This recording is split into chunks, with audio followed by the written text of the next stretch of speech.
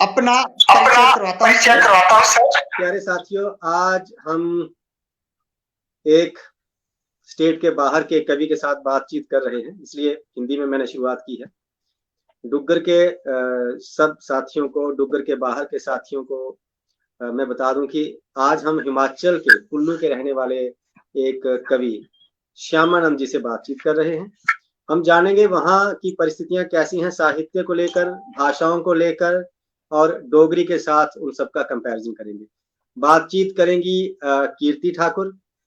मैं आपके प्रश्नों को उन तक ले जाऊंगा। मेरी आप सबसे विनती रहेगी कि कोई भी प्रश्न आपको हो, हिमाचल को लेकर जम्मू वालों में कोई प्रश्न हो तो वे कर सकते हैं, और जम्मू की भाषाओं को लेकर, जम्मू के साहित्य को लेकर यदि हिमाचल वालों के पास कोई प्रश्न हो तो वे भी प्रश्न कर सकते हैं। तो उन सब बातों के प्रश्न, हिमाचल वालों के प्रश्नों के उत्तर कीर्ति जी देंगी, और जम्मू वालों के प्रश्नों के उत्तर श्यामानंद जी देंगे। हिमाचल से हैं ये। मैं बीच में तार की भूमिका में रहूंगा। कहीं कोई कन्वर्सेशन में गैप हो या आपके जो प्रश्न हो उनका। श्यामा जी, सबसे पहले तो आपका स्वागत किया है अजय अनंत जी ने। ये मेरी मित्र मंडली के एक पुराने संस्थापक हैं, कोऑर्डिनेटर हैं। कविता दत्त मिल चुकी हैं, उनकी ओर से भी तीनों को नमस्कार है। तो मेरी विनती है कीर्ति जी से कि वे प्रोसीड करें इस कार्यक्रम को। कीर्ति ठाकुर जी। धन्यवाद सर। सबसे पहले श्यामानंद सर, आपका बहुत बहुत स्वागत है हमारे इस पेज पर भी और इस प्रोग्राम में भी। और अभी हम आपसे सबसे पहले आपका परिचय ही जानना चाहेंगे। आप अपने बारे में थोड़ा सा संक्षेप में हम सबको बताएं कि आप कहाँ से हैं, क्या करते हैं, क्या लिखते हैं, और क्या अभी फिलहाल आप क्या करते हैं। नमस्कार। एक बार फिर आपने हमारा अभिनंदन किया, इसके लिए हृदय से आभार। मैं शिक्षक हूँ। हिमाचल प्रदेश के कुल्लू जिला के अंतर्गत हमारा खंड आनी है। यहाँ वरिष्ठ माध्यमिक पाठशाला में बतौर प्राध्यापक अंग्रेजी मैं अब अध्यापनरत हूँ।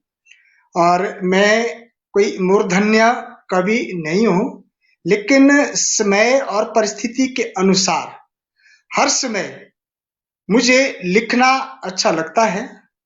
और हिमाचल में अभी पूरे विश्व सहित ये जो कोरोना काल रहा, 22 मार्च को जब जनता कर्फ्यू की घोषणा माननीय प्रधानमंत्री महोदय ने की, तब से लेकर अपनी दिनचर्या में आपको बताता हूँ। प्रातःकाल में 6 बजे योग पर एक वीडियो बना करके अपने विद्यालय के छात्रों को, और हिमाचल में जहां तक मैं जुड़ा हूं, सोशल मीडिया के माध्यम से वीडियो बना करके वायरल कर देता था। और उसके बाद प्रतिदिन कोरोना को हराना है, उस पर एक क्षणिका उसको भी प्रेषित कर देता था। और उसके बाद इंग्लिश और इतिहास पर वीडियो बना करके लगातार मैं अपने छात्रों को भेजता रहा। और जो मेरे विद्यालय से बाहर के छात्र भी थे अपने जिला में, उनको यही मेरी दिनचर्या थी। और इन दिनों लगातार वर्चुअल क्लासेस के माध्यम से एक क्लास को पढ़ा रहा हूँ। मेरे पसंदीदा विषय हिंदी, इंग्लिश और संस्कृत। पहाड़ी भाषा में बहुत सारे गीतों की रचना की है। कोरोना की जो मैंने आपसे चर्चा की, लगभग 51 पोइम्स मैंने लिखी हैं। और उसकी जो इस हमारे मन में एक आक्रोश था, क्योंकि चीन के वुहान शहर की लापरवाही से इसका जो है विश्व भर में संक्रमण हुआ। तो कुछ आपका निवेदन हो जो मैंने लिखा है, थोड़ा सा बताना चाहूंगा। पर कीर्ति जी, पहले आपसे सुन लेता हूँ। जी, इससे पहले कि कीर्ति जी बातचीत को आगे बढ़ाएं, मैं जो कमेंट्स आ रहे हैं उनकी थोड़ी जानकारी दे दूं। रेखा ठाकुर जी जुड़ चुकी हैं, एक जानी मानी शख्सियत हैं आजकल साहित्य में, साहित्य जगत में। मोनिका खोसला बसीम जुड़ चुकी हैं, वे भी आपको नमस्कार कर रही हैं। रेखा ठाकुर आपका स्वागत कर रही हैं। मनस्वी शर्मा, ये बाल मंडलीकार हैं, बाल साहित्यकार हैं, बहुत छोटी उम्र में इन्होंने कहानियां इत्यादि लिखना शुरू कर दिया है। ये भी आपको नमस्कार बोल रही हैं। अनुराधा शर्मा जी, ये भी राइटर हैं। चमन लाल जी, ये भी राइटर हैं, ये भी नमस्कार कह रहे हैं आपको। अजय अनंत कह रहे हैं कि आपकी जो दिनचर्या है वो बहुत बढ़िया थी कोरोना के समय में। और कविता दत्त भी आपकी उस दिनचर्या को लेकर आपकी बहुत प्रशंसा कर रही है। रेखा ठाकुर भी उसे धन्यवाद। इंस्पिरेशनल कह रही है। जी कीर्ति जी।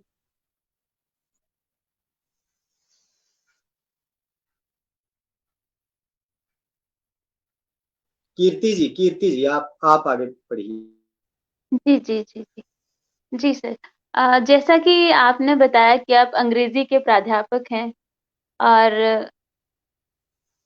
अंग्रेजी पढ़ाते हैं, हिंदी में आप इंटरेस्ट रखते हैं। तो मैं ये जानना चाहूँगी हमारे दर्शकों के लिए कि आप लिखने में लेखन के लिए कौन-सी भाषा इस्तेमाल करते हैं? जो आपने 51 पोएम्स की बात की या और भी जो आप लिखते हैं, वो आप कौन-सी भाषा में लिखते हैं? सभी में या कोई पर्टिकुलर? जी, अधिकतम हिंदी और उसके बाद हमारी जो पहाड़ी बोली है हिमाचल की, क्योंकि हमारी मातृभाषा तो हिंदी ही है, तो बोली में जब हमें लिखना होता है, तो उसके लिए हिंदी देवनागरी में हम लिखते हैं। और अभी हाल ही में एनसीईआरटी पिछले 2009 से राष्ट्र स्तर पर, प्रदेश स्तर पर नेशनल रोल प्ले और नेशनल फोक डांस का आयोजन कर रही है, जो थीम बेस्ड होता है और जिसमें 5 और 6 प्रतिभागी होते हैं। 2 बार मुझे हिमाचल का प्रतिनिधित्व करने का सौभाग्य मिला, तो वो सब थीम बेस्ड गीत बुजुर्गों की संभाल और देखभाल और पर्यावरण पर काफी गीत लिखे हैं। तो मेरा यही कहना है आपके प्रश्न के जवाब में, हिंदी में, पहाड़ी में और कुछ संस्कृत में, इंग्लिश में off and on, not regularly. जी, तो बहुत अच्छी बात है कि अंग्रेजी के प्राध्यापक होते हुए भी आप अपनी स्थानीय भाषाओं में और अपनी मातृभाषा में लिखना पसंद करते हैं।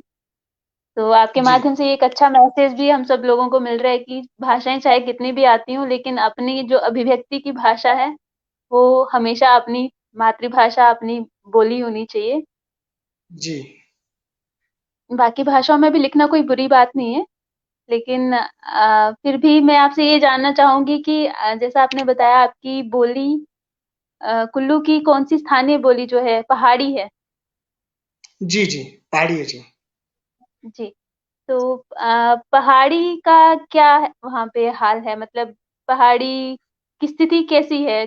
बोलने में अभी जैसे युवा वर्ग किस तरह से पहाड़ी बोलता है, नहीं बोलता है? किस तरह की परिस्थितियाँ हैं भाषा को लेकर, स्थानीय बोली को लेकर वहाँ पर? इसके बारे में जी कुछ जानकारी आप हमें। जी जी, मैं ईमानदारी से अगर कहूँ, तो हमारी जो युवा पीढ़ी है, संकोच करती है। अपने आप को अपनी मातृभाषा में अभिव्यक्ति के लिए बहुत ज़्यादा संकोच बोलूँ या हीनता कहूँ, ऐसा एक भाव है और जो अच्छा संकेत नहीं है। मैं जहाँ भी जाता हूँ अपने लोगों के बीच में, और जैसी आवश्यकता हो, जिनको जैसा पसंद है, मैं उसी भाषा का, बोली का प्रयोग करता हूँ।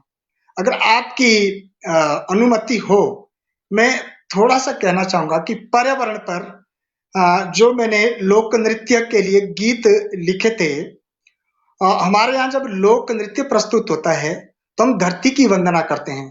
तो धरती की वंदना करते हुए मैं हिमाचल की, अपने कुल्लू की जो पहाड़ी बोली है हमारी, उस पर थोड़ा-सा आपको गाकर बताता हूँ। स्वर मेरा अच्छा नहीं है, इसके लिए मैं क्षमा चाहूँगा, पर आपको समझ आएगी ऐसा मुझे विश्वास है। तो कृपया जी, जी। सुनें। जी, कैसे पे सुनाएँ? प्यारी धरती, प्यारा देश हमारा, सुजला सुफला माताले, नमन वंदन मारा। प्यारी मैया धरती, प्यारा देश हमारा, सुजला सुफला मैया ले, नमन वंदन मारा। उत्तर बसा हिमालय, दक्षिण सागर गहरा, पूरब प्यारे ब्रह्मा जी, पश्चिम जगन द्वारा। तो ये जब हमारा लोक नृत्य शुरुआत होती है तो उसका मंगलाचरण समझे या हमारे यहाँ अपने इष्ट देवी देवता और धरती माता के प्रति कृतज्ञता और वंदन समझे। तो इस तरह से पहाड़ी गीत में मैंने लिखा था, पहाड़ी भाषा में, क्षमा करें गीत बोला, पहाड़ी बोली में। तो इस तरह के बहुत सारे इसमें और गीत हैं, तो अगर समय होगा तो बीच में आपको बिल्कुल बिल्कुल, समय आज आपका ही है, आपके लिए ही समय रखा हुआ है आज, और जी सब जी लोग बड़े उत्सुक हैं आपसे बातें करने के लिए। मैं कुछ प्रश्न ले लेता हूं इससे पहले कि कीर्ति जी आगे बढ़े। यहाँ पहले तो अजय अनंत जी ने कहा था कि कोई कविता सुनाकर ही श्री गणेश करें। श्यामानंद जी, तो आपने एक गीत सुनाकर श्री गणेश कर लिया है। यहाँ दो प्रश्न आए हैं। पहले तो मधु जम्वाल जी आपको वंदन कर रही है, नमस्कार कर रही हैं। सर्वेश्वर जी आपके गीत की स्तुति कर रहे हैं। यहाँ प्रश्न आए हैं रेखा ठाकुर जी और मोनिका खोसला भसीन जी के। ये प्रताप कलश जी आपको नमस्ते कर रहे हैं, उनका भी मैं दे दूंगा। मोनिका जी कहती हैं कि एक जो साहित्य को जब तक बच्चों तक ना पहुंचाया जाए, चाहे वो मातृभाषा में साहित्य रच रहे हैं या कोई मैसेज आपका है, कोई भी संदेश है, तब तक लगभग वो निरर्थक होता है। क्योंकि नई पीढ़ी के मन में जब तक, दिमाग में जब तक हम वो चीज बीज नहीं लेंगे तो उसके अच्छे परिणाम नहीं आएंगे। तो किस प्रकार आप ये कोशिश करते हैं कि युवा पीढ़ी या उससे भी पीछे जो बच्चे हैं, बच्चों तक वो बात कैसे पहुंचाते हैं अपनी अपनी कविताओं के माध्यम से, बच्चों तक कैसे, बच्चों से तार कैसे जोड़ते हैं आप? हाँ, मैं बताना चाहूंगा सर, गीता का मुझ पर बहुत असर है। मैं जो कुछ बच्चों को सिखाना चाहता हूँ पहले स्वयं करता हूँ। पहाड़ी भाषा के प्रति एक प्रेम भाव जगा करके, जैसा गीता में भी कहा गया कि यद यदा चरति श्रेष्ठ तत्तदेव तर्जन स यत् प्रमाणम कुरुते लोकास्तद अनुवर्तते। जब मैं बच्चों को पहाड़ी में, इंग्लिश की क्लास में पहाड़ी में गाकर कुछ संप्रेषण करना चाहता हूँ तो एकदम उनका ध्यान केंद्रित हो जाता है। और कई बच्चों को जो बिल्कुल ग्रामीण पृष्ठभूमि से आते हैं और जिनके घरों में कोई बड़े ज्यादा पढ़े लिखे नहीं है, वो बहुत इंजॉय करते हैं सर, बहुत ज्यादा इंजॉय करते हैं। मैं आपको बताऊं, मैं इंग्लिश में अभी एक लेसन पढ़ा रहा था, we are not afraid of die if we can all be together. तो मैंने इसको एक हिंदी गीत से कोरिलेट करते हुए बहुत सारे गीत शौक शौक में मैंने सीख लिए हैं और मैं उनको गाता हूँ। स्वर अच्छा नहीं है, मैं पहले कह चुका हूँ। तो बच्चे इंजॉय करते हैं सर, अपने आप से शुरू करते हैं और बच्चों के साथ बड़ा आनंद आता है। तो यही एक प्रयास रहता था। जी, दूसरा प्रश्न रेखा ठाकुर जी का था कि आपका क्या मानना है, ऐसी क्या बात हो रही है कि युवा पीढ़ी क्यों मातृभाषा में संकोच करती है बात करने से, या क्यों अपने आप को बचाने की कोशिश करती है? ये रेखा ठाकुर जी का प्रश्न। हाँ, मैं समझ पाया हूँ, थोड़ी आवाज क्लियर नहीं थी सर। यही जो पाश्चात्य जगत एक थोड़ी हुई शिक्षा व्यवस्था कि अगर इंग्लिश ही बोलेंगे तो हम जेंटलमैन हैं और हम एक भ्रम में हैं, हम एक तथाकथित बुद्धिजीवी होने का, जैसे मैंने पहले कहा, एक दिखावा है और दिखावे में हम जी रहे हैं। अपने संस्कृति और संस्कारों का जो मर्म है वो हमारे हृदय को स्पर्श नहीं कर पा रहा है। मैं शिक्षा व्यवस्था पर प्रश्न चिन्ह उठा रहा हूं, लेकिन मान्यवर जो वर्तमान शिक्षा नीति है, जितना मैं उसको पढ़ पाया हूं, इसमें ये सब व्यवस्था है। अगर इसका अक्षरशः, अगर आप मुझे नहीं समझ पा रहे, इन लेटर एंड स्पिरिट अगर इसका इम्प्लीमेंटेशन होता है तो युवा वर्ग में अपनी मातृभाषा के प्रति भी एक स्नेह इसमें जागृत होगा। तो क्यों, कहने को बहुत कुछ है, समय की मर्यादा को ध्यान में रखते हुए। और मान्यवर एक और भी बात मैं कहना चाहता हूँ। जम्मू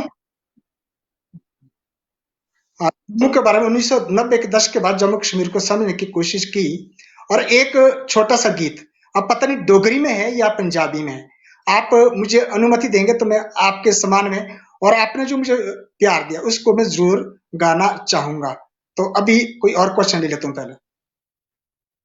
हाँ, नहीं आप गाइएगा। मैं दो तीन कमेंट्स की बात, जहाँ अरविंद ब्राह्मणु जी जुड़े हैं, ये दो भाई हैं, जी अरविंद ब्राह्मणु और सुभाष ब्राह्मणु, जो आप ही की तरह का काम यहाँ पे कर रहे हैं, और किसी दिन कोशिश करेंगे आपको इंटरेक्शन इनसे भी करवा लें। ये भी अपनी मातृभाषा जी में भाषाओं में मैसेज वाले गीत, पर्यावरण, ये वो इस तरह के गीत, तो जरूरी है कि आप सबकी भी इंटरेक्शन हो, तो किसी दिन यह भी करेंगे बच्चों तक, और बच्चों के माध्यम से ही आगे पहुंचा रहे हैं। तो यहाँ जी सर्वेश्वर सडोत्रा जी जुड़ गए हैं, चमन लाल जी, मोनिका खोसला भसीन, ये आपकी बात की तायद कर रही है। और मैं भी ये बात कहना चाहूंगा यहाँ सब दर्शकों से कि आप संस्कृत को अच्छी तरह से जानते हैं, आप अंग्रेजी को अच्छी तरह से जानते हैं, आप हिंदी को अच्छी तरह से जानते हैं, ये हमने देख लिया। फिर भी मातृभाषा के प्रति जो आपकी बातें हैं वो सबको सीखना चाहिए कि जड़ें मजबूत होंगी तो टहनियां मजबूत होंगी, पत्ते हरे भरे रहेंगे, तभी दूसरी भाषाएं हम अच्छी तरह से सीख सकते हैं, जब अपनी भाषा से जुड़े रहें। ये आपको देखकर उदाहरण जी प्रस्तुत किया जा सकता है सबके सामने। अजय अनंत जी का जी प्रश्न यहाँ पे आ रहा है, आपके कथन अनुसार कोरोना काल में ही आपने 51 कविताएं लिखी हैं। मेरी जिज्ञासा को शांत करें जी कि आपने अभी तक कौन कौन सी विधा में लिखा हुआ है, किस किस विधा में आपने लिखा है, ये इनका प्रश्न है। इसके बाद में मोनिका जी का प्रश्न मोनिका जी का कमेंट पढ़ लेता हूँ, फिर इनके अजय अनंत जी का प्रश्न फिर से मैं दोहराऊंगा। मोनिका जी कह रही हैं, बहुत खूब तरीका है बच्चों तक अपनी बात पहुंचाने का, इस खासतौर से स्कूल बंद है जब, उस दौरान आपने जो कार्य किया है बहुत बढ़िया किया है। जी, तो अजय अनंत जी का प्रश्न था कि इनकी जिज्ञासा थी कि अभी तक आपने किस किस विधा में लिखा। जी, मुझे कविताओं के रस या विधाएं ज्यादा मुझे इनका ज्ञान नहीं है, ईमानदारी से कह रहा हूँ। भाषा तो इसमें हिंदी ही रही, देवनागरी लिपि में ही रही, बस जैसी आवश्यकता होती है आवश्यकता के अनुसार। और मैं कह रहा हूं महोदय, 22 मार्च से आज 16 जनवरी है, मैंने एक दिन भी ऐसा नहीं रहा जब मैं बालकों से प्रत्यक्ष प्रत्यक्ष रूप से नहीं जुड़ा हूंगा। तो लिखा बहुत है, और विधा बच्चों के लिए वो ज्ञान वर्धक हो, उनको आनंद भी आए। और एक शिकायत अपने बंधुओं की, मित्रों की रहती थी कि भाषा क्लिष्ट है मेरी, तो उसको भी सरल करने का प्रयास किया है ताकि सब मुझे समझ सकें। और क्लिष्टता उनमें अच्छे शब्दों के लिए और नए शब्दों के लिए एक जिज्ञासा उत्पन्न हो, क्योंकि हमारा जो शब्दकोश है, मैंने बच्चों में जो पाया, शब्दकोश संतोषजनक नहीं है। तो कुछ लोग जब मुझे ये बोलते थे कि भी जब आप लिखते हैं तो हमें शब्दकोश डिक्शनरी खोलनी पड़ती है, तो मुझे एक संतोष होता है, इस बहाने बच्चे डिक्शनरी तो खोलेंगे, बालक डिक्शनरी तो खोलेंगे तो उनका कुछ विकास ही होगा। लेकिन जब मैं कुछ नए शब्दों का प्रयोग करता हूँ तो मैं कह देता हूँ, अगर आपको समझ नहीं आया तो फिर पूछे, मैं सरल करके बता देता हूँ। तो मैं बड़ा एक मन में एक उतावलापन है कि डोगरी गीत आपको सुना दूं, पर मुझे नहीं पता गीत पंजाबी में है या डोगरी में है, ये तो आप बता सकेंगे। पंजाब इसमें अभी कीर्ति जी आपसे बातचीत करेंगे, तभी वो आप गीत भी सुनाएंगे, तब तक मैं दूसरे प्रश्न पढ़ लिया करूंगा। कीर्ति जी ये गीत भी सुनाना चाहते हैं, आप पूरी बातचीत करके गीत उनका सुन। जी सर, पहले आप अपनी उत्सुकता को शांत कर लीजिए, एक गीत जो आप प्रस्तुत करना चाहते हैं वो कीजिए, उसके बाद दूसरा प्रश्न हम लेंगे। ठीक है, थैंक यू सो मच। अब महोदय मुझे आप क्षमा करना, अब गीत तो उसका फोकस जम्मू कश्मीर है, अब मुझे नहीं पता भाषा पंजाबी है या डोगरी है। और 1990 के दशक की जो घटना उसके बाद का गीत है जो जम्मू में सब घटित हुआ।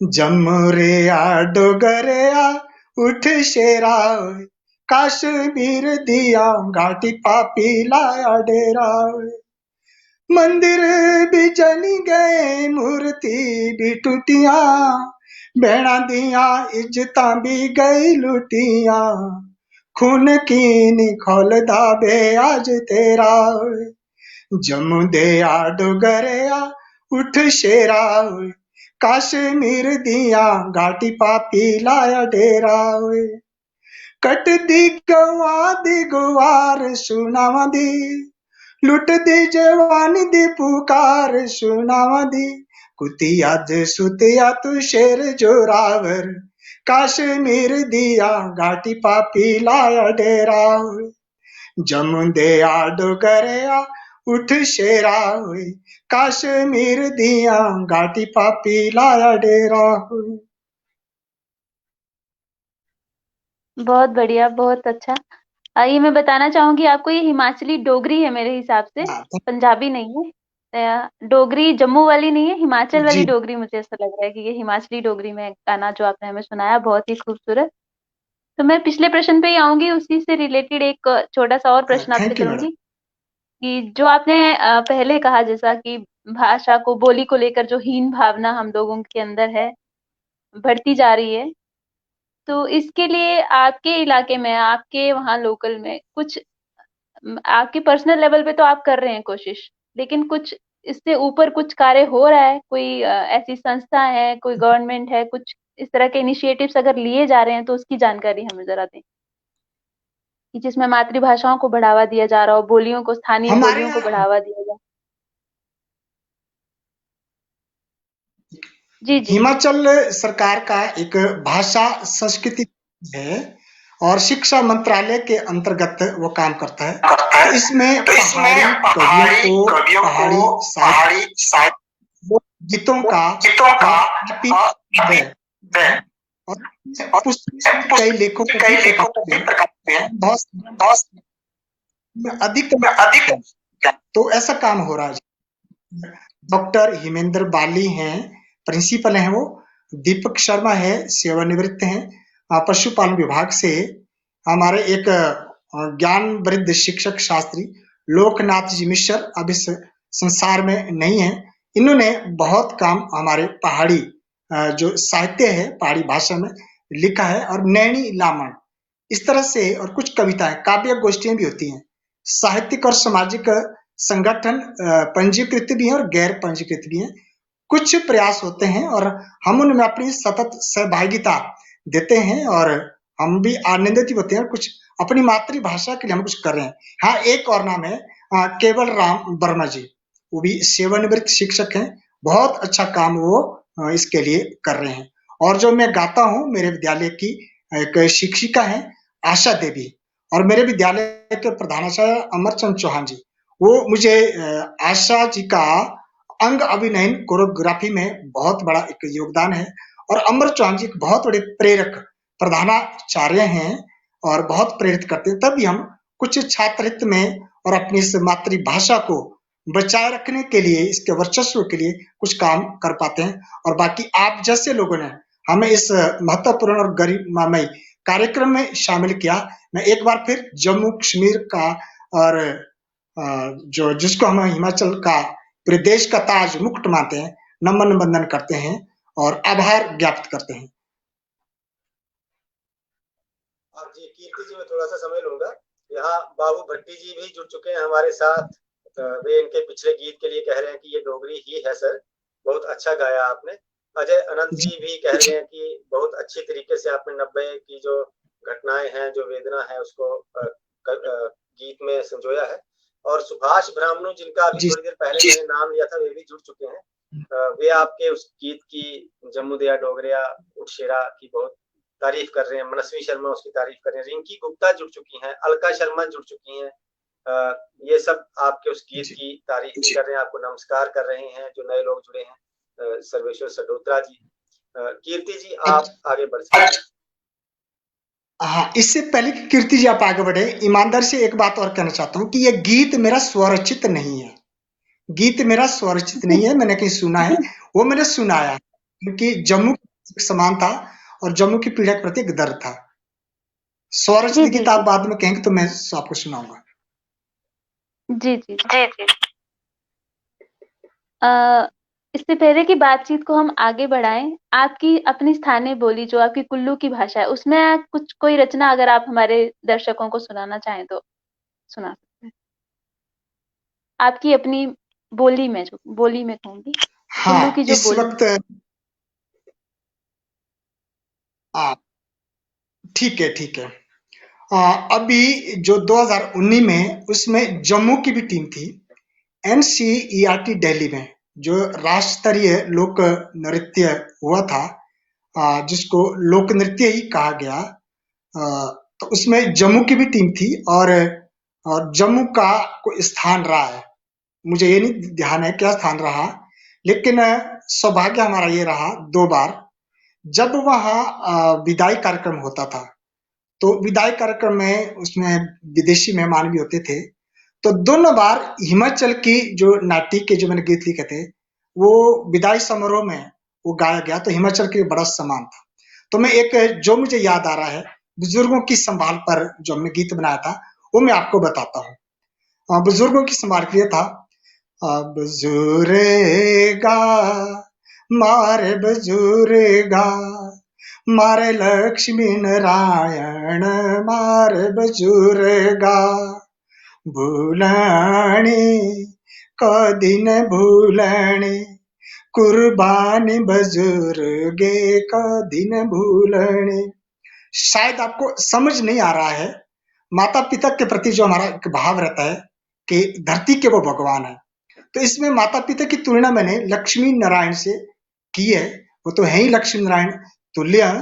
और फिर इसमें यह समझाने का प्रयास किया है कि कभी भी इनकी कुर्बानी हमें नहीं भूलनी है, क्योंकि अगर आज हम अपने माता पिता को भूल गए तो निश्चित रूप से हमारा पतन होना आवश्यक है। इसमें आगे ये भी बताया गया है कि अगर हम माता पिता का सम्मान नहीं करेंगे तो इस धरती पर हमें बहुत सारे कष्ट झेलने पड़ सकते हैं, क्योंकि उनकी दुआएं हमें वास्तव में वो नर से नारायण बना सकती हैं। तो किसी भी तरह भी, किसी भी स्तर पर जब उनको बुढ़ापा विशेष कुछ आता है, तो इनकी बच्चों की तरह एक देखभाल हमें करनी है। इस तरह का एक संदेश देने का प्रयास किया गया था, क्योंकि आजकल की युवा पीढ़ी देखा जाता है इसमें कि हमें वृद्ध आश्रम भी नहीं बनाना है। इस तरह से इसमें गाया गया है कि राम लक्ष्मण की ये धरती है और राम लक्ष्मण को राम भरते धरती गए, वृद्ध आश्रम न बसाने, दुखी बीमार बुजुर्ग अपने आप सोंगे डाणे। इसका तात्पर्य यह था कि हम राम और लक्ष्मण को अपना आदर्श मानते हैं, राम और भरत को, उनके भाई को, कि इनकी ये धरती है, यहाँ पर कोई वृद्ध आश्रम ना बने। जब हमारे बुजुर्ग बड़े होते हैं, वो हमारे साथ रहें और उनके हम प्रॉपर केयर करें, उनको खुश रखें, किसी भी तरह से उनके मन को कोई ठेस न पहुंचे। ये एक इसमें प्रयास था और इसको काफी वहां दिल्ली में सराहा गया। हमारा स्थान नहीं था, लेकिन तालियां बहुत मिली। जी, आपकी पूरी बात समझ आ रही है, क्योंकि हमारी और आपकी भाषाएं लगभग मिलती जुलती भाषाएं हैं और यहाँ इसी से जुड़े हुए कुछ प्रश्न हैं। और अजय अनंत जी का प्रश्न है, पहले ये ले लेते हैं कि कैसे लेखन में कब आप रुचि लेने लगे हैं और क्या प्रेरणा कहाँ से मिली है आपको, जो आप ये शायरी इत्यादि आप करने शुरू किया?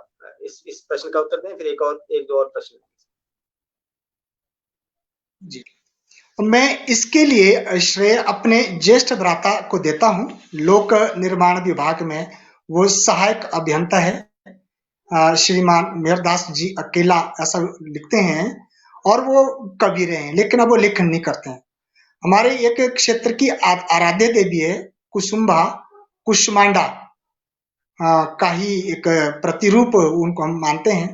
तो उनकी चोरी हो गई थी, तो उस पर मेरे ज्येष्ठ भ्राता ने एक लघु नाटिका बनाई थी। वो चोरी हुई और फिर मिल गई कि वो देवी बहुत चमत्कारिक है। जब जब कुछ अशुभ उस मंदिर में होता था, जन अपेक्षाओं का नहीं होता था, तो देवी माँ का जो है वो हरण करा देती थी और बाद में मिल भी जाती थी। और एक बहुत सच्ची घटना ये यहाँ हुई है हमारे आराध्य देवी की, और 3 बार ये घटना घट चुकी है। तीनों बार देवी की प्रतिमा तोड़ी गई, चुराई गई, और फिर किसी अपने भक्त को स्वप्न में वो दर्शन देकर बताती कि अमुक स्थान पर मेरी प्रतिमा है और अमुक चोर है, वो सब पकड़े भी गए, जेल के अंदर भी हैं। तो भाई साहब ने, उन्होंने तो इतना सा काम किया कि एक लघु नाटिका लिखी और उसका नाट्य रूपांतरण भी हमारे गांव में उसका मंचन हुआ और कहीं वो आगे नहीं गई। तब से कुछ लिखना शुरू हुआ और अब तो मैं कुष्मांडा माता की कहूँ, गुरुजनों की कहूँ, या आपके इस चैनल की बात करूं, सूरज जी आपकी प्रकाश से, रोशनी से भी इतना मैं प्रकाशित और प्रभावित हुआ हूं। जब भी कोई भी घटना घटी, चाहे कहीं कोई आतंकी हमला हुआ, चाहे वो निर्भया कांड हुआ दिल्ली वाला, हिमाचल में गुड़िया कांड हुआ, मैंने चाहे कोई पर्यावरण रिलेटेड इशू हो, या स्वच्छता का मामला हो, सब पर मैंने क्षणिकाएं लिखी हैं, लेकिन अपने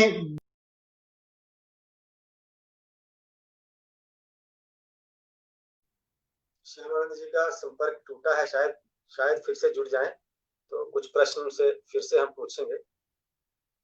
पहले भी बड़ी मुश्किल से वे जुड़े थे।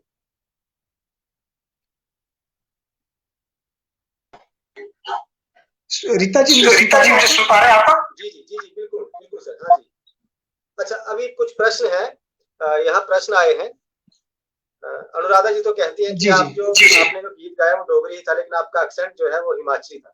अभी सर्वेश्वर सडोत्रा जी का प्रश्न है कि जो कुल्लू की भाषा है, जो आपकी मातृभाषा जिस पर हमने बात की, उसको किस नाम से पुकारा जाता है? जैसे हमारी डोगरी है, तो आपकी कौन सी भाषा है? भाषा बोली का।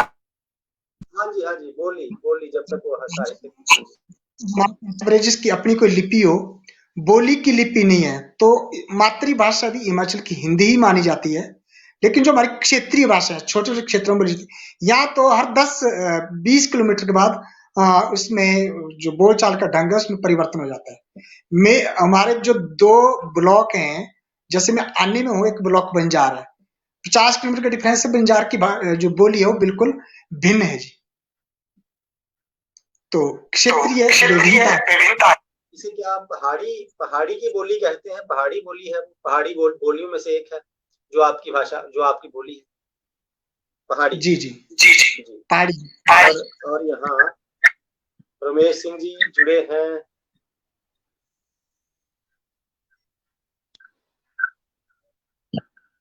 जी, देवियों के रूप का चौथा रूप कुष्मांडा। जी, अजय आनंद जी कह रहे हैं। कीर्ति जी, आप आगे बढ़ सकती हैं अपने प्रश्न के साथ। जी श्यामानंद जी, मैं अब आपसे पूछना चाहूंगी कि जैसे कोरोना काल चल रहा है, स्कूल बंद है, सारी चीजें बंद हैं, सब लोग घरों में बंद थे, कुछ खुला है, कुछ अभी भी बंद है। तो ऐसे में साहित्यिक गतिविधियां कैसी चल रही हैं आपके इलाके में, आपके वहां पे किस तरह से? बाकी चीजों के बारे में तो चलो ऑनलाइन चल रहा है, लेकिन साहित्यिक गतिविधियां क्या कम हुई हैं, बढ़ी हैं, क्या क्या हालात हैं आपके इलाके में, वो हम जानना चाहेंगे आप। एक्चुअली तो प्रोग्राम नहीं हो रहे हैं, लेकिन वर्चुअली बढ़ी हैं। हमारे यहाँ के जो ज्यादा पढ़ी लिखी माताएं, बहनें या बंधु नहीं है, उन्होंने पहाड़ी गीत गा गा करके, क्योंकि आज सोशल मीडिया के एज में हम रहते हैं, तो पहाड़ी बोली को बढ़ावा तो मिला है, पर वर्चुअली, नॉट एक्चुअली। क्योंकि लोग घरों में बैठे हैं, तो एक अच्छा समय व्यतीत करने का एक साधन हमारा ये जो पहाड़ी कल्चर है, पहाड़ी भाषा बोली है, वो बना है। जी, तो कुल मिलाकर आपको क्या लगता है कि कोरोना काल में भाषाओं को, बोलियों को थोड़ा प्रोत्साहन अधिक मिला है?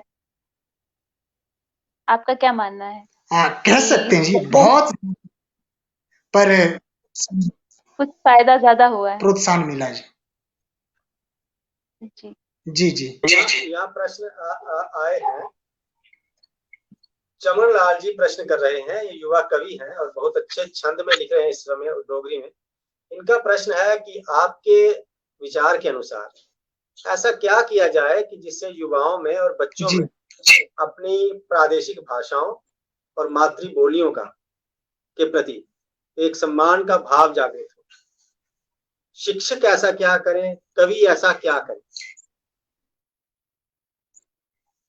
सुरजीत जी, मैं फिर अपनी पहली बात पर आऊंगा।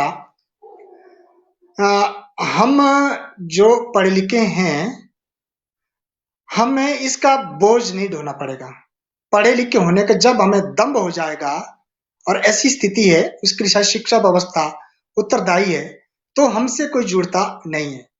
जो कुछ भी करना है, मैं फिर एक कवि के शब्दों में ही कहूंगा, आपको शायद कम शब्दों में अधिक संप्रश्न हो जाएगा। लोक योग क्षेम ही परमेष्टि अर्चना, केवल उपदेश नहीं कर्म रूप साधना। मन वाचा कर्म से सदैव एक रूप हो। शिव सुंदर नव समाज विश्व वंद्य हम गढ़े, सेवा है यज्ञ कुंड समिधा सम हम जले। स्वयं समिधा बनना पड़ेगा, इस यज्ञ की बहुत बड़ा काम है। अब जैसा आपने कहा मान्यवर, अगर हम जड़ों से छूट गए, अलग हो गए, तो हम संस्कार भी भूल जाएंगे। तो अपने आप से शुरू करना पड़ेगा और हमें उन लोगों के बीच में जाना पड़ेगा जहां आवश्यकता है। मेरे एक शिक्षक हैं, वो कहते हैं कि जितना आपका कहीं अपमान उपहास हो, तो इसका मतलब है उनकी शिक्षा में कहीं कमी है। तो उसको हम अन्यथा ना लेते हुए, कुछ सहन करते हुए, कुछ धैर्य रखते हुए और मन में एक पवित्र भाव रखते हुए कि मेरे कुछ दायित्व हैं इस मातृभाषा के प्रति, मातृभूमि के प्रति, अपने समाज के प्रति। तो इन दायित्वों का निर्वहन हमें बहुत धैर्य के साथ करना पड़ेगा और मन में एक सेवा का भाव और एक उत्तरदायित्व बोध जब होगा, तब यह सब हो सकेगा और स्वयं से शुरू करना पड़ेगा। आपके कहने का अर्थ है कि पढ़े लिखे लोगों को, समझदार लोगों को, बुद्धिजीवियों को ही इस जिम्मेदारी का बोझ ढोना पड़ेगा, दंभ को छोड़कर और दूसरों की परेशानियां समझकर कि वो किसी अंधकार में है, अज्ञान में है, जिस कारण वो किसी और का उपहास उड़ाते हैं या बारीकियां नहीं समझते जीवन की। तो अभी हमारे साथ जुड़ चुके हैं अग्निहोत्री, एक कवि हैं हमारे डोगरी के, नरेश पंत जी जुड़ चुके हैं, ये भी कवि हैं। यहाँ बाबू भट्टी जी कह रहे हैं कि सर हमारे डोगरी वाले तो कुल्लू, मंडी, कांगड़ा आदि सभी भागों को डुग्गर प्रदेश ही मानते हैं और इसकी भाषा को भी डोगरी ही कहते हैं। आप इससे सहमत हैं क्या? ये इनका प्रश्न है। एक बार तो रिपीट करें सब। रिपीट जी प्रश्न ये है कि डोगरी के जो बुद्धिजीवी लोग हैं उनका कहना है कि कुल्लू, मंडी, कांगड़ा आदि इन सब जगह, ये सब जगह जो है डुग्गर प्रदेश का ही हिस्सा है और इनकी भाषाएं, इनकी बोलियां डोगरी ही है, डोगरी ही मानते हैं। तो क्या यह बात कहाँ तक सत्य है? आप इससे कहाँ तक सहमत हैं? ये बाबू भट्टी जी का प्रश्न है। मैं पूर्णतः सहमत हूँ, पूरी तरह से सहमत हूँ इनसे। आगे अनुराधा शर्मा जी का प्रश्न है, क्या आप अपने विद्यार्थियों को साहित्य के लिए प्रेरित करते हैं, यानी साहित्य रचने के लिए? इनका कहने का अर्थ है क्या साहित्य रचने के लिए आप अपने विद्यार्थियों को भी प्रेरित करते हैं? अगर करते हैं तो उसका क्या तरीका है, मॉडस ऑपरेंडी क्या है कि आप उन्हें ये इसके प्रति रुचि प्रेरित किस प्रकार से करते हैं साहित्य? ठीक है सर, ये एक सौभाग्य है हिमाचल सरकार का, हिमाचल शिक्षा बोर्ड का +1 का जो सिलेबस है हमारे इंग्लिश में क्रिएटिव राइटिंग है साहब। क्रिएटिव राइटिंग एक टॉपिक है, हिंदी में सृजनात्मक लेखन उसको कहूंगा। तो मैं उस टॉपिक को पढ़ाता हूँ बच्चों को और फिर कुछ अपनी कृतियां बता करके कि अपने आप को जितना आप अभिव्यक्त करेंगे, अलग अलग भाषाओं में अभिव्यक्त करेंगे। क्योंकि मैं एक बात हमेशा कहता हूँ, भाषा केवल कम्युनिकेशन का साधन नहीं है, भाषा एक ज्ञान भी है। जितनी भाषा आप सीखेंगे उतना आपका ज्ञान होगा और जितना आपका ज्ञान वर्धन होगा उतना आपके जो कौशल हैं वो बढ़ेंगे। और फिर योग से जोड़ते हो, क्योंकि योग में मेरी बड़ी रुचि है, अष्टांग योग भी पढ़ने का सौभाग्य मिला है। तो योग कर्मसु कौशलम, तो जीवन कुशलता से चलेगा। कुशलता के लिए सभी भाषाओं का, मातृभाषा हो, दूसरी भाषाएं हो, और उसमें जैसे सृजनात्मकता की बात आई तो हमारे विद्यालय में पत्रिका चलती है जी, विद्यालय पत्रिका है और उसमें हिंदी, पहाड़ी, इंग्लिश, साइंस और यहाँ तक कि कंप्यूटर साइंस, इतने हमने इसके जो हैं वो भाग बनाए हैं। तो बच्चों को हमने इसमें छात्र संपादक के रूप में उत्तरदायित्व दिए हैं। तो बच्चे अच्छा महसूस करते कि हम संपादक बन गए किसी विद्यालय की मैगजीन के, तो उनमें रुचि है। कई बार थोड़ा सा वो कर लेते हैं इधर भी और फिर उसमें कुछ अपना भी जोड़ देते हैं। तो एक प्रेरणा का वातावरण निर्माण करने का प्रयास करता हूँ जी। श्यामा जी, एक तो चीज ये आप प्रेरणा हमें भी दे रहे हैं कि अध्ययन करिए, अध्ययन के बाद जो अर्जित ज्ञान है उसे अपने आप पे लागू भी करिए, तभी हम दूसरों को समझा पाएंगे कि किस प्रकार से हमें अध्ययन करना चाहिए जब हम अपने ऊपर उसे लागू करेंगे। इसके बाद रेखा ठाकुर जी का प्रश्न लेते हैं। उनका प्रश्न है कि आपके प्रिय कवि कौन हैं? अपनी मातृभाषा के कवि हैं, हिंदी कवि हैं, अंग्रेजी कवि हैं, उर्दू कवि हैं, कौन हैं और ऐसा क्या कारण है कि वे आपके प्रिय कवि? हिंदी में बात कहूं तो भारत रत्न अटल बिहारी वाजपेयी और हमारे आज के कवि कुमार विश्वास जी। कुमार विश्वास की अधिकतम कविताएं मुझे याद हैं। अटल बिहारी वाजपेयी की आप कोई भी कविता बोलेंगे मैं अभी आपको सुना दूं। और ये जो ओज और तेज से भरे डॉक्टर हरिओम पवार, कानून के शिक्षक है, मुझे बड़ी प्रेरणा उनसे मिली।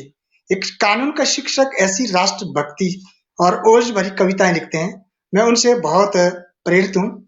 और उर्दू में राहत इंदौरी को बहुत सुना है जी। और इंग्लिश में ज्यादा नहीं, ज्यादा कवियों की मुझे पोएम्स उसमें रिदम वो रस जो हिंदी वाला वो नहीं होता था, तो इंग्लिश में मैं ज्यादा नहीं कहूंगा जी। जबकि मेरे इंग्लिश का विषय बने। जी श्यामा जी, यहाँ मैं आपकी बात को थोड़ा सा ऐड करने के बाद फिर से आपको एक तकलीफ दूंगा। आप ये सब इस पेज के सारे दर्शक ये समझ लें कि हम इंग्लिश से बहुत प्रभावित होते हैं, लेकिन यहाँ जो इंग्लिश के प्रवक्ता ही ये बात कह रहे हैं कि जो रस हिंदी की कविताओं या भारतीय भाषाओं की कविताओं में है, छंद और अलंकार के कारण, वो अंग्रेजी भाषा की कविताओं में नहीं मिलता। लेकिन पता नहीं क्या बात है कि अंग्रेजी कविता जब भी कहीं सोशल मीडिया पे भी आती है तो हम वाह वाह की लाइन लगा देते हैं। शायद हमें समझ नहीं आती, इसलिए हमें लगता है ये अच्छी है।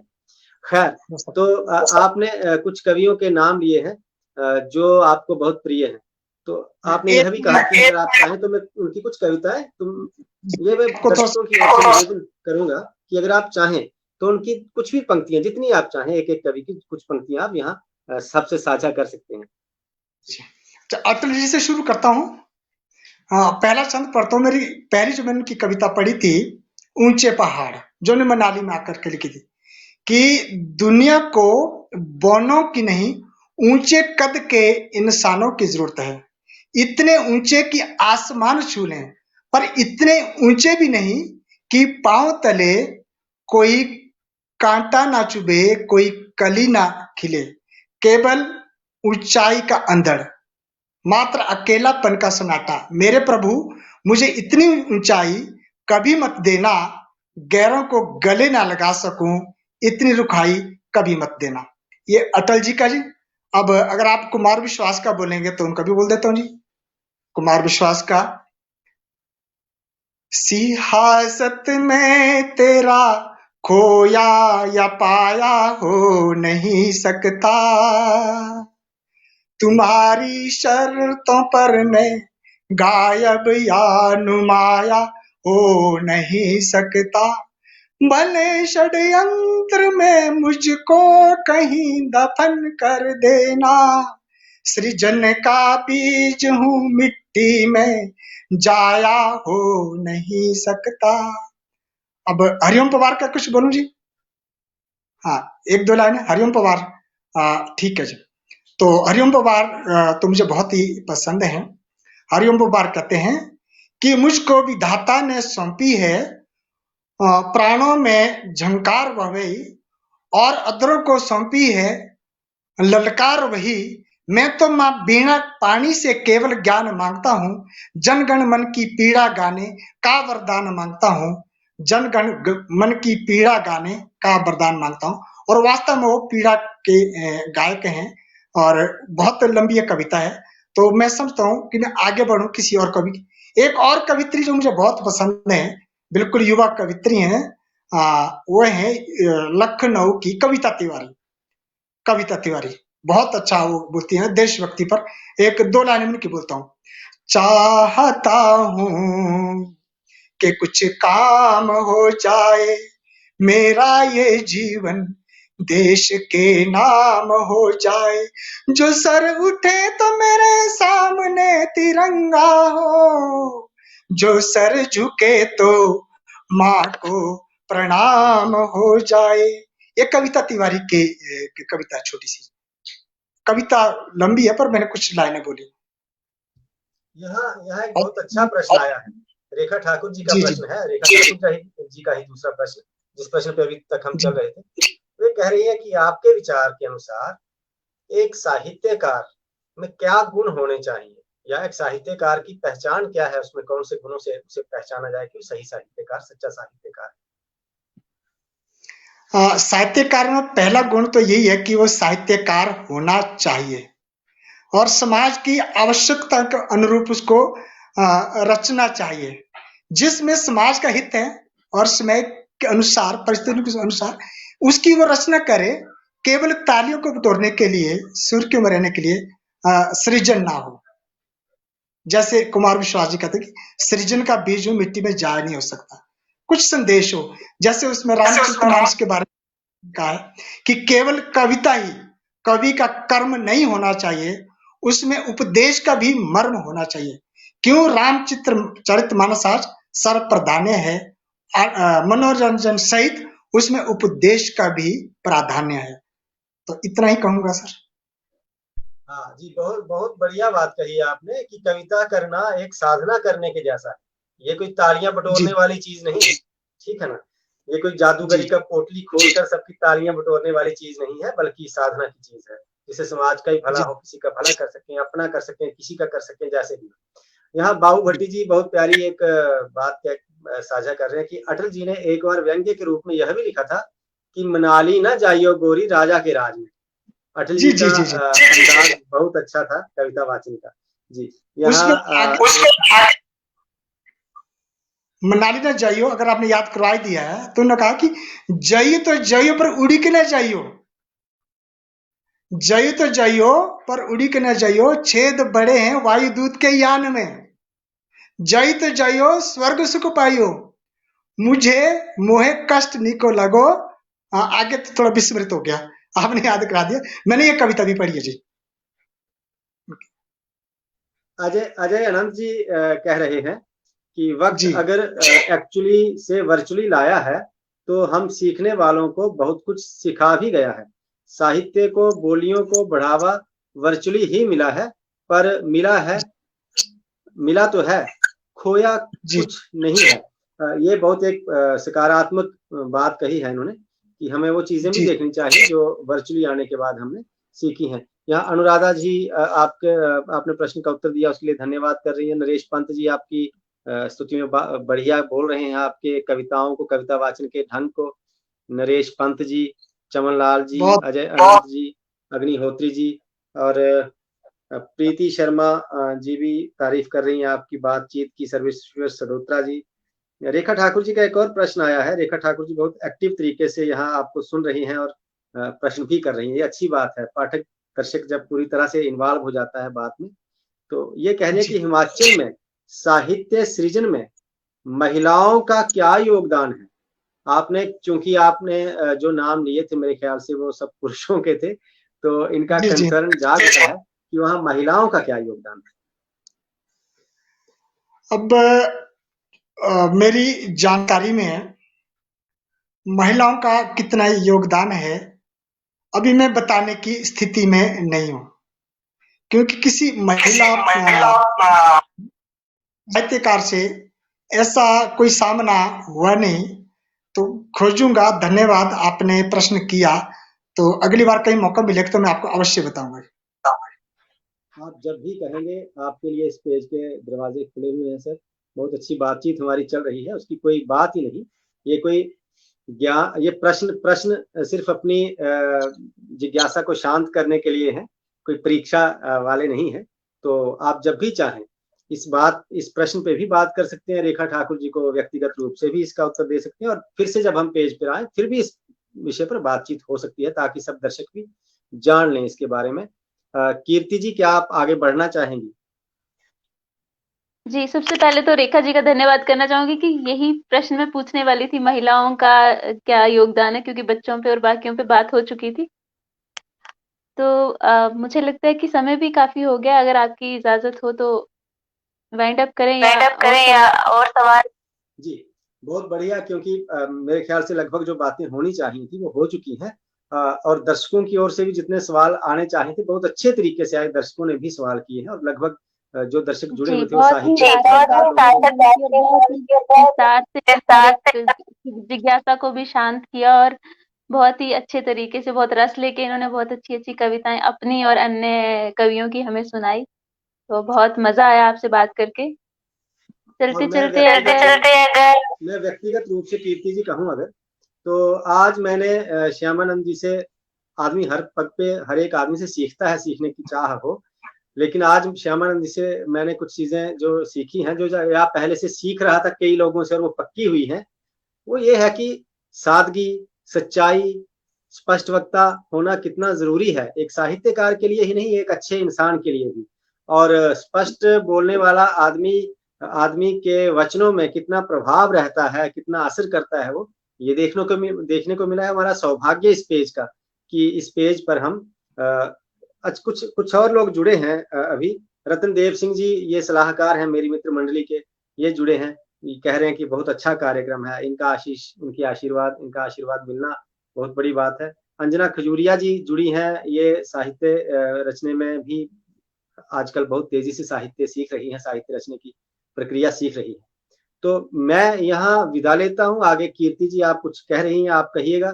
मैं शुक्रिया अदा करूंगा श्यामा जी का अपने आखिरी इन शब्दों के साथ कि आप हमारे पेज पर आए, हमारे दर्शकों के साथ आपने कई, और मेरी इच्छा थी कि इसमें हिमाचल के लोग भी अगर प्रश्न करते और कीर्ति जी की ओर से वो उत्तर जाते। अगली बार अगर हम ऐसा करें तो कृपया हिमाचल के कुछ लोगों को, जो आपके जानकार लोग हैं, उनसे कहिएगा कि इस लाइव के नीचे वे भी प्रश्न करें, जैसे जम्मू के लोगों ने प्रश्न किए हैं हिमाचल के लोगों को लेकर। रमेश सिंह जी, एक और रमेश सिंह जी जुड़े हैं, पहले रमेश सिंह जी जुड़े थे, ये भी कह रहे हैं कि प्रोग्राम बहुत अच्छा है। और अग्निहोत्री जी शुभरात्रि कह रहे हैं सब साहित्यकारों को, लेकिन अभी शुभरात्रि नहीं है क्योंकि कीर्ति जी कुछ और भी कहने वाली हैं श्यामा नंद जी से। तो मैं विदाई लेता हूँ और शुक्रिया करता हूँ कीर्ति ठाकुर जी का, वे भी बहुत अच्छे तरीके से इस प्रोग्राम को उन्होंने चलाया और श्यामानंद जी ने सबके प्रश्नों के बहुत ही सरल, सहज और सच्चे उत्तर दिए हैं। शुक्रिया, बहुत बहुत शुक्रिया, सारे दर्शकों का बहुत बहुत शुक्रिया। कीर्ति जी आप बाइंड अप करते हुए जो आप प्रश्न अगला कर रही थी वो करिए प्लीज। जी, मैं आखिर में बस इतना चाहूंगी कि आपने क्षणिकाओं की बात की थी, तो एक अपनी बेहतरीन कोई क्षणिका हमें सुना दें, और साथ ही साथ एक अच्छा सा कोई मैसेज जो आप देना चाहते हैं सभी को, सभी दर्शकों को, साहित्य से संबंधित, कि साहित्य से जुड़ना कितना जरूरी है, साहित्य के विषय में कुछ 2 शब्द जो आपकी तरफ से हम सुनना चाहेंगे, इसके साथ ही हम वाइंड अप करेंगे। महोदया, क्षणिका बहुत हैं क्योंकि आपने साथ में मैसेज की भी बात कही। इस वक्त विश्व में पर्यावरण को लेकर के एक बड़ी चर्चा है, और मैं फिर अपनी उस बोली पर आता हूं कि जो पक्षी भी, प्रकृति भी हमें संदेश देती है। हमारे यहाँ डाल डाल बोलते हैं, एक एक डाली डाली को, पेड़ की डाली डाली को। तो इस पर मैंने कुछ लिखा है, वो मैं आपको सुनाता हूँ। अगर आपको नहीं समझ आएगा पर उसको हिंदी में भी बताऊंगा, बस कम समय लूंगा। डाड़ा डाड़ा भाषा दे एक संदेशा, पर्यावरण बचाने री खातिर समझा मारी भाषा, लोगो समझा मारी भाषा। पानी बचाना, हवा बचाने अपनी माटी, हर बारा मुल्का मार ते बेलानी नाटी, लोगो ते बेलानी नाटी। इसका मैं आपको हिंदी में बताता हूँ, सिंपल मीनिंग, कि डाल डाल पर बैठा हुआ और पंछी ये कह रहा है कि हमारी भाषा समझो। वो चींची में कह रहे हैं कि पर्यावरण को बचाना है, ये हम सब का, हर प्राणी का घर है। पानी भी बचे, हवा भी बचे। जब ये संसार हरा भरा होगा तब हम लोक नृत्य करेंगे, तब ये प्रकृति हमारे साथ अभिनय करेगी, नृत्य करेगी। तो सर्वे भवन्तु सुखिनः का भाव पर्यावरण के इस गीत के माध्यम से देने का एक प्रयास था। आपने मुझे बहुत सराहा, बहुत हिम्मत दी।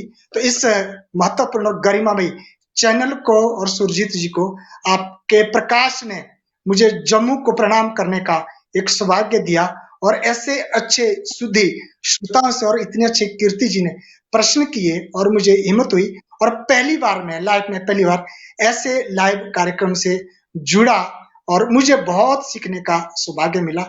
मैं एक बार फिर पूरी विनम्रता से आपको नमन और हिमाचल की ओर से वंदन। और हिमाचल में आने के लिए आप सबको आमंत्रित करता हूँ। आइए, हिमाचल का सेब विश्व भर में प्रसिद्ध है और आपको भी खिलाना चाहूंगा। और अभी तो कविताओं के माध्यम से और वर्चुअली और एक्चुअल जब मैं खिला पाऊंगा तो अपने आपको धन्य समझूंगा। बहुत बहुत धन्यवाद। जी, बहुत बहुत धन्यवाद। बहुत अच्छा लगा आपसे बात करके और हम सभी धन्य हुए। आपकी बातों से इतना रस हमने ले लिया कि सेब भी पहुंच गए हम तक। और इसके साथ ही आज का ये सेशन हम यहीं पर समाप्त करते हैं। भविष्य में आपको फिर से हम बुलाएंगे इस पेज पर और हम आशा करते हैं कि आप अपना समय हमें ऐसे ही दिया करेंगे। बहुत बहुत धन्यवाद सर। ठीक है।